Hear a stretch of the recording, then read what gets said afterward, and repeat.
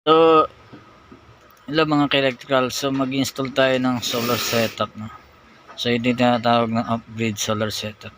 So, unang-una kailangan natin ng solar charge controller o itong tinatawag na SCC. Then, need din natin ng battery. No? So, yung battery na to ay luma lang. So, pinaggamitan ko to sa single na motor ko. So, pwede na rin tong gamitin natin as for starter lang. No? Need nito ng solar charge controller para ma-activate niya. So ito yung unang-una nating ini-install sa solar setup, battery at yung solar charge controller.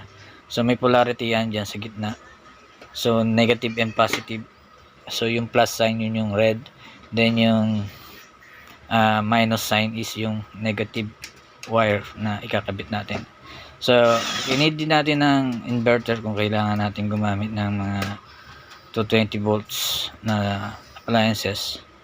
So, negative and positive din yan. Ang supply niyan is 12 volts DC. No? Itatap lang natin to sa battery. So, inuna kong kinabit dito yung negative wire o yung black wire na to. Papunta dito sa negative naman terminal ng mismong battery. Okay.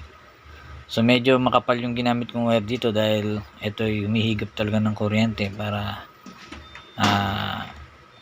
maibus niya yung inverter, no, from 12 volts DC to 20 volts. So yung ganitong setup ay napakaliit lang, no, pero dito tayo nagsisimula sa maliliit, no.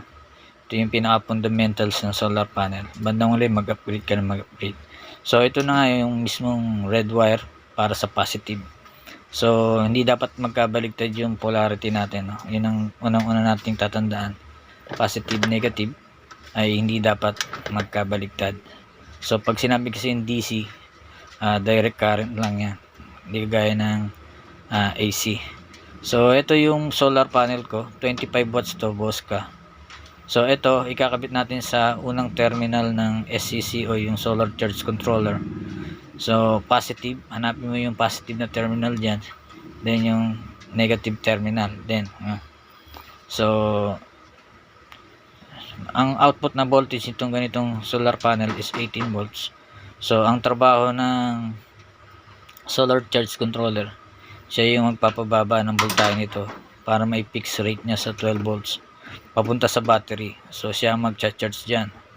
So, ang pag-charge ng solar charge controller, ay unti-unti lang yan.